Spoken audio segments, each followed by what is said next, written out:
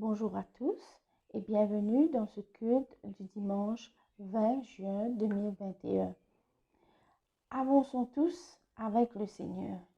Célébrons-le en musique et par nos chants et nos prières. Prions. Éternel notre Dieu, nous voulons te dire merci pour cette nouvelle journée.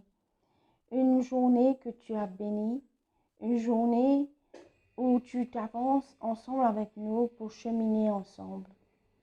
Seigneur, nous voulons remettre ce culte entre tes mains. Que vraiment nous laissions ta parole nous nourrir et que vraiment, Seigneur, nous sentions ta présence en nous. Que rien ne vienne nous troubler et nous empêcher de nous concentrer sur toi. Seigneur, accorde-nous ton amour, accorde-nous ta présence et fais que nous puissions vraiment profiter de ce temps avec toi. Amen. Après le passage de la mer Rouge, Myriam a conduit le peuple dans une louange extravagante. Exode chapitre 15, versets 20 à 21 nous dit: Myriam la prophétesse prit le tambourin et toutes les femmes la suivirent en dansant, en jouant des tambourins. Chantez pour l'Éternel, il a fait éclater sa gloire. Déborah, juge en Israël, pressait le peuple qui souffrait de l'oppression des Cananéens à revenir au vrai Dieu. Elle s'est levée telle une guerrière et a conduit l'armée vers la victoire. Juge chapitre 5, versets 3 à 12. Je veux chanter pour l'Éternel. Je veux jouer de la musique en l'honneur du Dieu d'Israël. Debout, éveille-toi, entonne un chant de guerre. Soyons des hommes et des femmes qui louent le Seigneur à travers nos chants. Prenons le temps d'écouter ce que Dieu nous dit. Amen.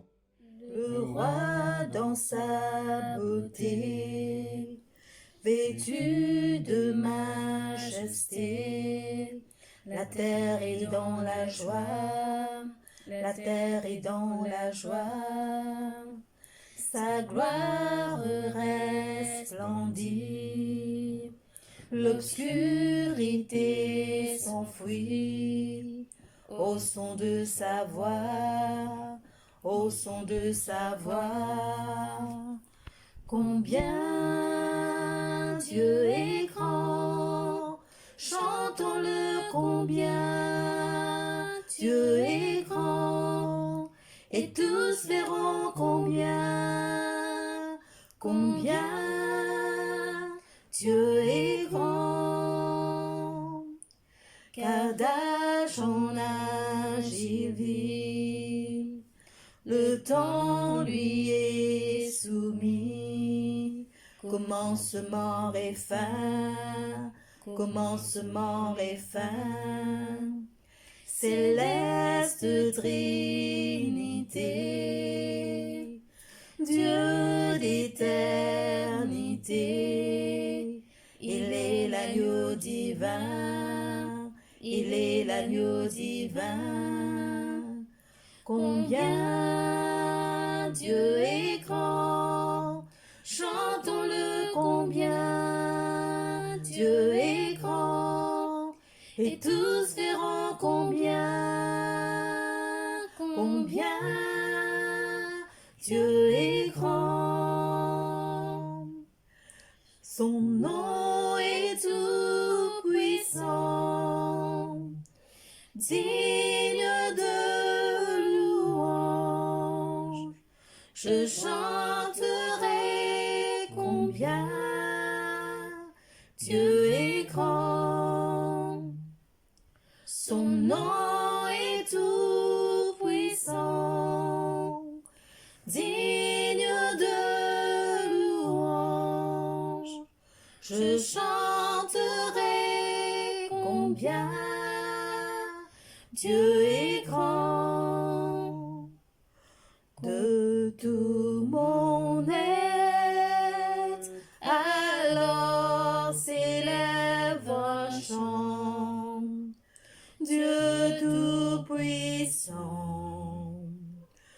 que tu es grand. De tout mon être, alors s'élève un chant. Dieu tout-puissant, que tu es grand. Combien Dieu est grand, chantons-le combien Dieu est grand, et tous verront combien Dieu est grand. Combien Dieu est grand, chantons-le combien Dieu est grand, et tous verront combien Dieu est grand. Prions. Dieu de compassion, nous voulons nous confesser ce matin pour toutes les fois où nous avons jugé les autres trop rapidement, sans même connaître les réalités ou leurs défis, qu'ils qu'elles soient, doivent affronter. Seigneur, nous te demandons pardon pour nos tentatives d'imposer nos modes de vie, nos attentes et nos valeurs aux autres, étant certains que nous avons toutes les raisons. Nous te demandons pardon pour chaque fois où nous n'avons pas placé notre confiance en toi. Nous avons décidé de prendre la situation en main et qui a créé plus de problèmes.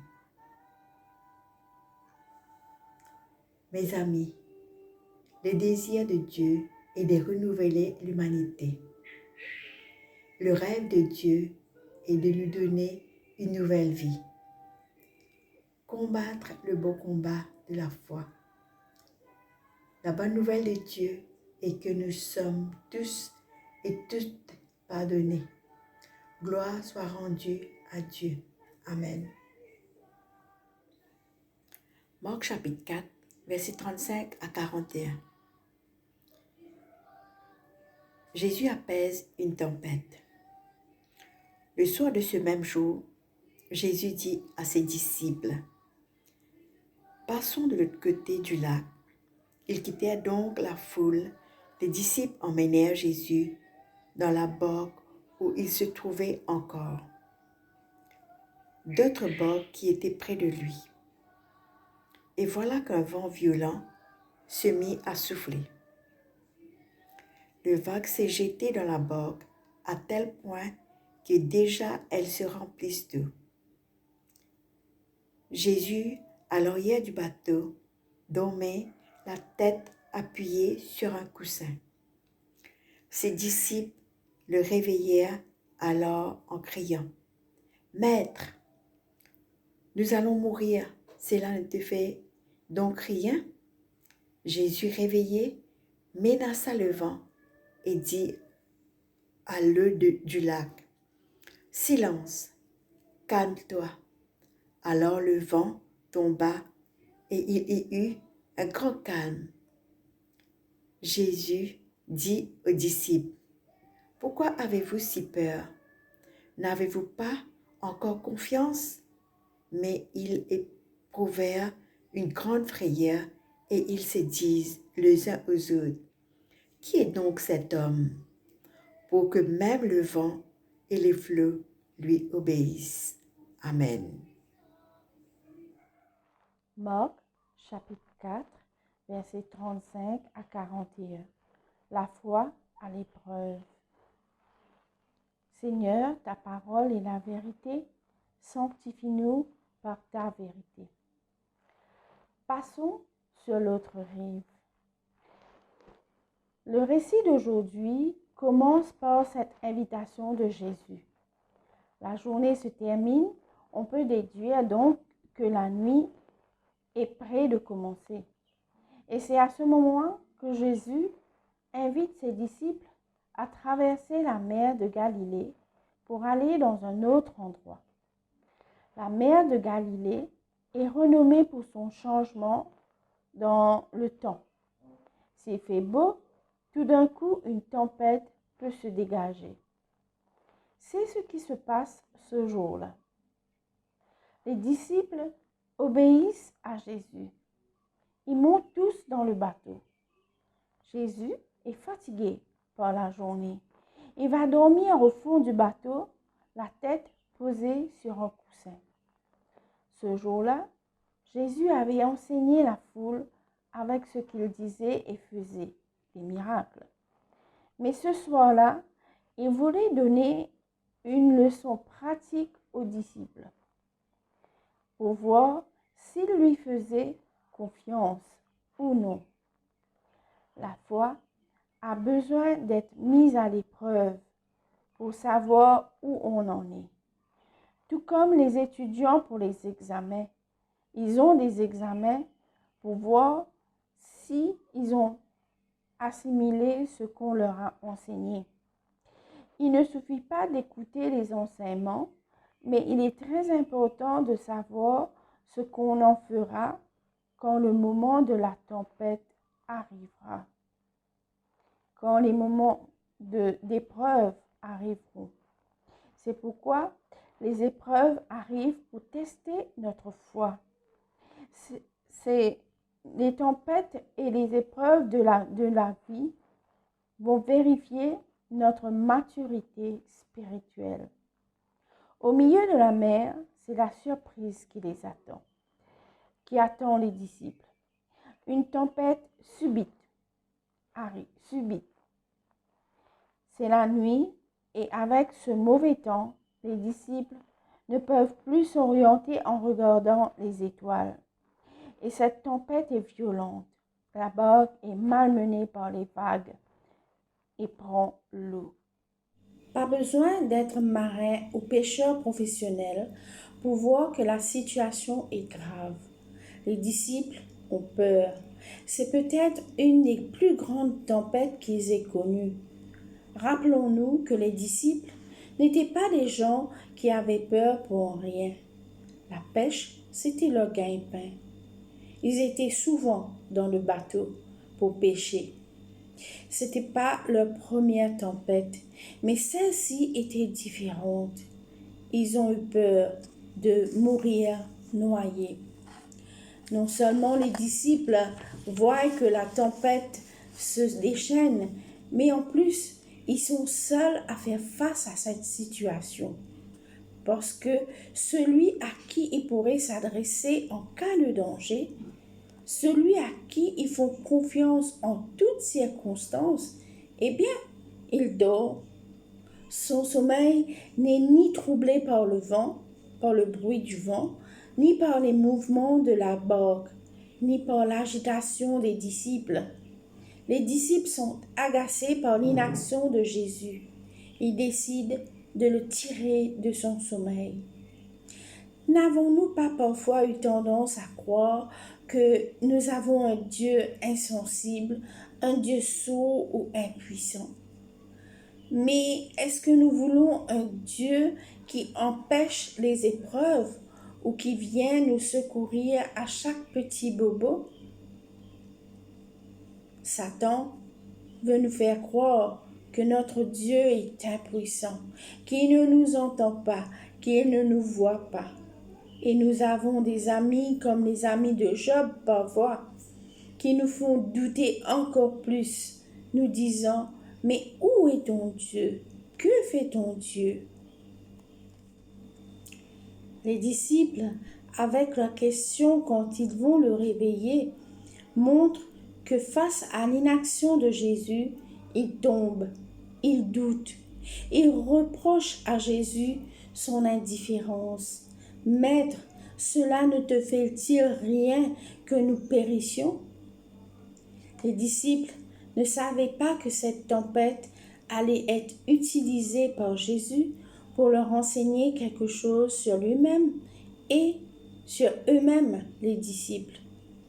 La tempête était une vraie leçon spirituelle pour les disciples. C'est souvent au après une épreuve dans notre vie que Dieu nous dévoile son amour et sa force. Jésus se réveille et menaça le vent et la mer en disant « Silence, tais-toi ». Soudain, le vent et les vagues se calmèrent. Ils obéirent à Jésus. Nous avons vu Jésus dormir la tête posée sur un coussin. Cela nous montre l'humanité de Jésus.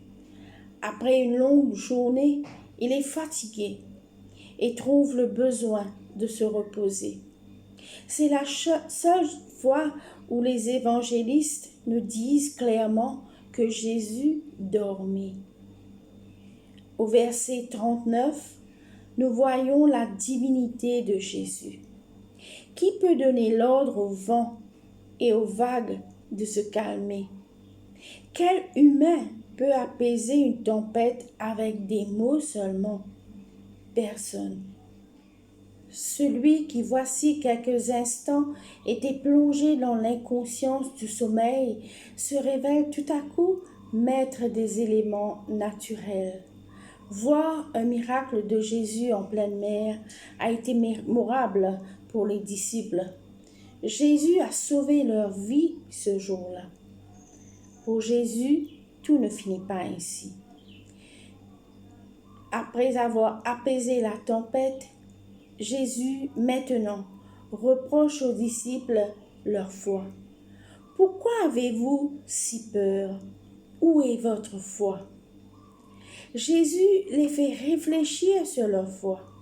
Devaient-ils ne rien craindre, ne pas réveiller Jésus au beau milieu de cette tempête? Les disciples ont été aveuglés par leur crainte. Sommes-nous aussi aveuglés par notre tourment quand nous subissons une épreuve? Doutons-nous de Dieu? Pouvons-nous accepter la volonté de Dieu? Je voudrais vous partager quelque chose. Tout récemment, une personne m'a appelé pour me dire de prier pour un garçon de 19 ans qui était malade, qui était dans les soins intensifs. Et après quelques jours, pendant plusieurs jours, on a prié pour ce garçon. Mais arrivé après environ 4 ou 5 jours, le garçon est décédé. Est-ce que ça veut dire que nous ne devons pas prier? Est-ce que ça veut dire que Dieu n'a pas voulu répondre à notre prière? Pouvons-nous accepter la volonté de Dieu? Sachons que si nous faisons confiance à Dieu, même si Dieu ne nous répond pas comme nous l'aurions espéré, mais il nous donne les moyens de nous en sortir de cette épreuve. Il nous donne la force voulue et surtout, il nous aide à augmenter notre foi en lui, à lui faire confiance. Dieu n'est jamais indifférent à notre souffrance. Il est toujours là, même en silence. Il veut voir comment nous nous en sortons.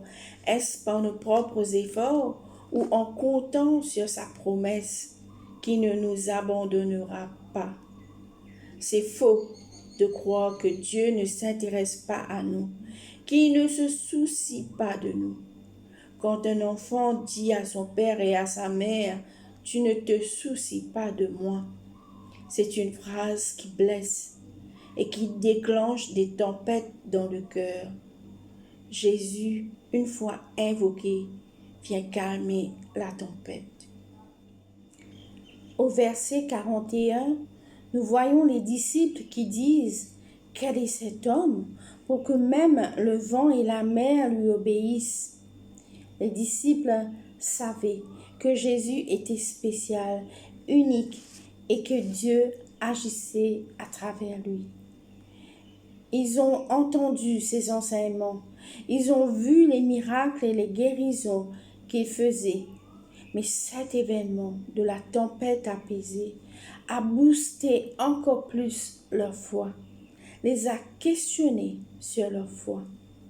Cette puissance, ce pouvoir est réservé à Dieu seulement et à Jésus à qui Dieu a donné ce pouvoir. Après avoir rencontré des disciples terrifiés et peureux, nous voici à la fin de ce récit avec des disciples émerveillés par ce qui s'est passé. Je crois que Dieu autorise les tempêtes de notre vie pour tester notre foi, pour voir si la source est de Satan, des gens, des circonstances ou bien de Dieu lui-même. Le Seigneur accomplit certaines choses dans notre vie grâce aux tempêtes. Donc, si on apprend le type de tempête, si on apprend à reconnaître le type de tempête et à réagir correctement, cela nous sera bénéfique. Nous avons trois genres de tempêtes. Une tempête à éviter. En tant que chrétien, lorsque quelque chose nous atteint, nous avons tendance tout de suite à essayer de le combattre. C'est un réflexe normal. Parfois, on résiste alors que rien ne se passe. Il s'agit d'une tempête à éviter. C'est le moment de rester tranquille. Dieu nous demande de nous d'arrêter de lutter. Arrête de courir à gauche et à droite. Calme-toi et pose-toi. Profite de l'intimité avec ton Dieu. Sens ses bras autour de toi, te disant que tout ira bien. Je vais t'accompagner et t'aider à traverser. Reste tranquille et sache qu'il est Dieu. Tempête à endurer. Il y a des tempêtes qu'il nous faut endurer. C'est la seule chose à faire. Prends courage, car tout se résoudra comme Paul l'a prévu. Nous sommes peut-être coincés dans une tempête depuis des semaines, depuis des mois, depuis des années. Des choses se sont passées dans notre vie et ont causé des dégâts. Prends courage, car tout se résoudra comme Dieu l'a prévu. Il y a des tempêtes à combattre qui nous forment au combat spirituel. Les tempêtes à fuir nous apprennent à faire confiance à Dieu. Ces tempêtes forgent notre caractère. L'échec, la désillusion et l'adversité sont des tempêtes que l'on doit endurer. Et avec le temps, Dieu les utilise pour notre bien si on lui fait confiance et si on persévère dans la foi. Si tu es passé dans une tempête ou tu es en ce moment dans une tempête, tire-en des conclusions qui t'aideront à grandir spirituellement. Vois en ces épreuves une occasion de connaître Dieu encore plus en profondeur, de lui faire confiance. Quand tu sors d'une tempête avec Dieu, tu ne seras plus la même personne. Amen. Si la mer se déchaîne, si le vent souffle fort, si ta barque t'entraîne, n'aie pas peur de la mort. Si ta barque t'entraîne, n'aie pas peur de la mort.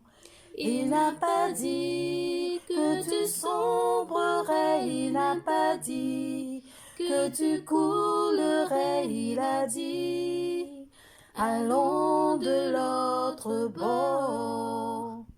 Si ton cœur est en peine, si ton corps est souffrant, crois en Jésus et t'aime, il est le Tout-Puissant. Croire en Jésus est le Tout-Puissant. Il n'a pas dit que tu sombrerais, il n'a pas dit que tu coulerais, il a dit, allons de l'autre bord. Si un jour sur la route tu croisais le méchant, ne sois pas dans le doute. Dieu prend soin de son enfant. Ne sois pas dans le doute. Dieu prend soin de son enfant. Il n'a pas dit que tu sombrerais, il n'a pas dit que tu coulerais, il a dit, allons de l'autre bord. Il a dit, allons de l'autre bord. Plaçons entre les mains de Dieu nos prières. Seigneur, nous voulons te prier pour ceux qui ont célébré leur anniversaire cette semaine. Vraiment, Seigneur, tu les as comblés de joie. Tu leur as donné une nouvelle année. Et Seigneur, qu'ils t'en soient reconnaissants pour chaque personne qui a célébré son anniversaire. Qu'ils vraiment reconnaissent ta présence et tout ce que tu as fait dans leur vie. Continue de les bénir, continue de les accorder tes bénédictions. Seigneur, tu as un plan de bonheur pour ton peuple, non pas un plan de malheur. Alors, prenons le temps de te remercier pour la vie. Seigneur, nous voulons te placer entre tes mains les malades. Seigneur, toi, tu les connais. Tu sais ce dont ils ont besoin, Seigneur. Ils ont besoin de guérison. Quelquefois, ils n'osent pas se tourner vers toi, mais tu as dit de persévérer dans la foi. La maladie est peut-être une épreuve que tu nous envoies. Alors, Seigneur, pourquoi ne pas tout remettre entre tes mains, tout vraiment placer dans les mains sûres. Et Seigneur, je te demande d'accorder la guérison, si c'est ta volonté, à ceux que tu choisis. Et Seigneur, que vraiment, Seigneur, ta main puissante se pose là où ces gens souffrent. Seigneur, nous te prions pour les prisonniers. Tu les connais mieux que nous. Tu connais leur cœur. Tu connais là où ils sont. Tu connais leur culpabilité. Mais Seigneur, qu'ils se remettent à toi, qu'ils remettent leur vie entièrement à toi et qu'ils regrettent, qu'ils demandent le pardon pour le péché qu'ils ont commis. Et Seigneur, sois avec eux, aide-les à s'en sortir, aide aussi leur famille à qui il manque peut-être. Seigneur, sois avec eux pendant ce temps difficile. Nous te prions pour notre pays, l'île Maurice, qui passe en ce moment des moments difficiles. Seigneur, nous voulons remettre entre tes mains nos ministres. Sois avec eux et donne-leur ta sagesse pour qu'ils puissent diriger notre pays. Donne-leur la sagesse que Salomon avait demandée et que, Seigneur, ils dirigent le pays avec droiture et justice. Sois avec eux quand ils ont des décisions à prendre. Nous remettons notre pays avec la situation de la pandémie. Sois avec nous, Seigneur. Élimine cette pandémie. N'abandonne pas ton peuple. Nous plaçons entre tes mains notre Église presbytérienne. Seigneur, nous voulons remettre tous les projets de notre Église entre tes mains. Seigneur, l'homme forme des projets, mais c'est toi qui les réalises. Si c'est ta volonté, Seigneur, que ces projets puissent être réalisés, car nous voulons continuer à répandre ta parole autour de nous. Nous prions maintenant, notre Père qui es aux cieux, que ton nom soit sanctifié, que ton règne vienne, Que ta volonté soit faite sur la terre comme au ciel. Donne-nous aujourd'hui notre pain de ce jour. Pardonne-nous nos offenses, comme nous pardonnons aussi à ceux qui nous ont offensés. Et ne nous laisse pas entrer en tentation, mais délivre-nous du mal. Car c'est à toi qu'appartiennent le règne, la puissance et la gloire pour les siècles des siècles. Amen. Nous avons entendu le message d'aujourd'hui. Entendons-nous Jésus nous dire « Où est ta foi? Pourquoi as-tu peur ?»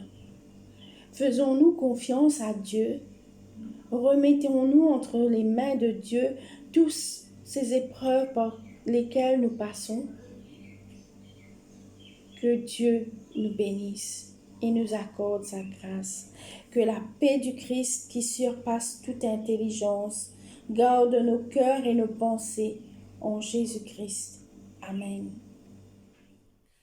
Jésus est le rocher de ma vie. Jésus est le rocher de ma vie. Jésus est le rocher de ma vie. Jésus est le rocher de ma vie. Il est en haut, en bas, devant, derrière, autour de moi. Il est en haut, en bas, devant, derrière, autour de moi. Il est en haut, en bas, devant, derrière, autour de moi. Jésus est le rocher de ma vie. Jésus est l'ami de ma vie.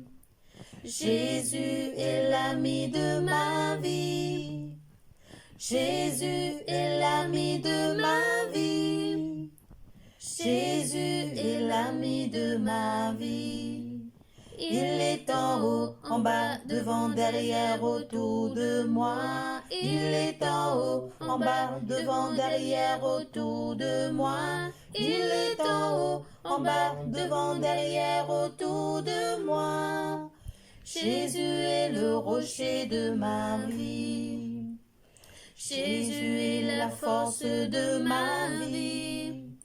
Jésus est la force de ma vie. Jésus est la force de ma vie. Jésus est la force de ma vie. Il est en haut, en bas, devant, derrière, autour de moi. Il est en haut, en bas, devant, derrière, autour de moi. Il est en haut, en bas, devant, derrière, autour de moi. Jésus est le rocher de ma vie.